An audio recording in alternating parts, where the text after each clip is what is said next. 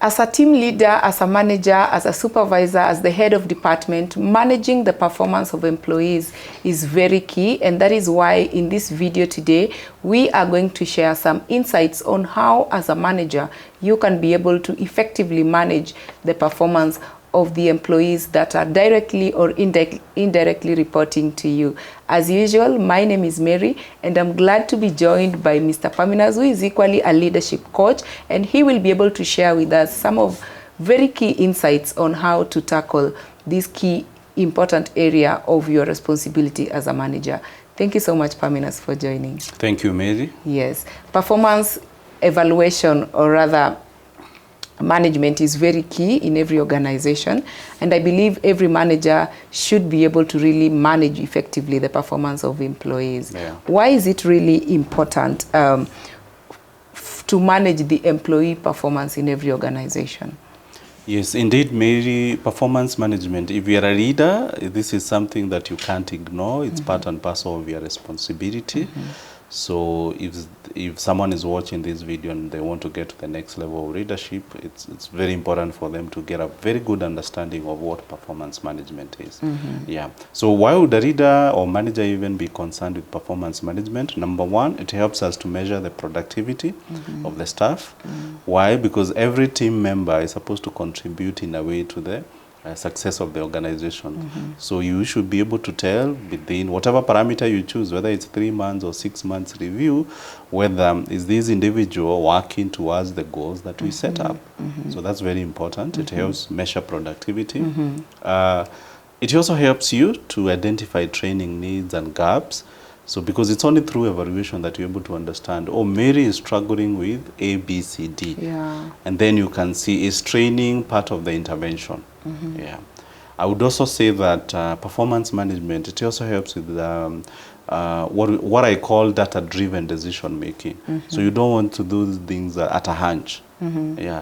So if I find that Mary is not working, I should be able to really go to the root cause. Be able to identify, why is Mary not working? Is it because you've not availed the resources? Is it because she's a wrong hire? She doesn't have the skills and the expertise? Is it because of our culture? Is it because of the support? She's not receiving the right support?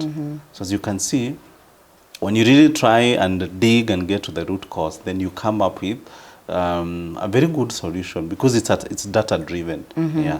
And lastly, in this day and age, Mary, we don't just terminate staff. So if it's an issue of performance management, a staff has not been meeting your expectation, then you need to have a backup. You need to have evidence that as an employer, you did all you could, and yet this person did not improve. So that would help in terms of compliance and the rigor aspect. Yeah. Now, talking about poor performance or employees who are really not meeting expectations, how then can a manager be able to handle effectively an underperforming employee? I would say it's a 5-step process, and I'll just summarize, but it's a discussion you can have. In fact, it can be a whole day training. So number one, Mary, is identify the root cause. If you are a responsible manager, don't pass the buck. So try to find out, why is this person not performing? Like I said, it could be you have the wrong person in the right job. Yeah. Or you have the right person but in the wrong job. So what is the root cause? After that, provide clear feedback. So assume you have the right person and they're in the right job, but for one reason they're not working.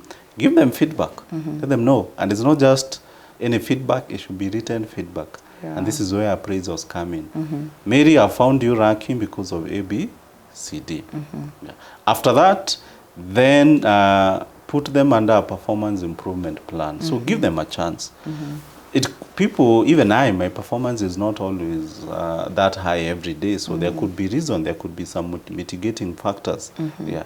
So have them under a performance improvement plan. Then when you put them under a performance improvement plan, try and see how you can be able to support them. Yeah.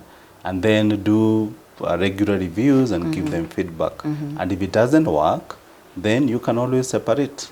Yeah. So I would say that's the proper process, and it meets even the rigor threshold, and also it satisfies also the employees and the employer. Yeah.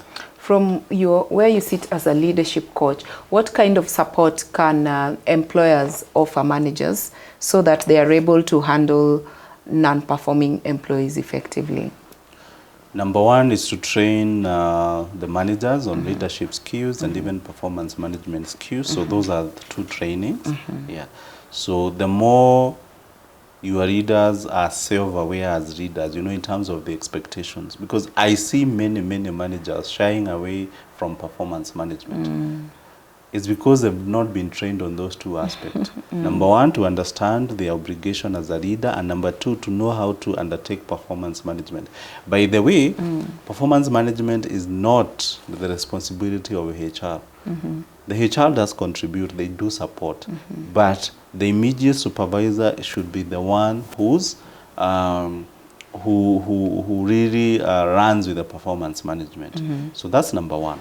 Point number two is, as an organization, establish clear policies and procedures.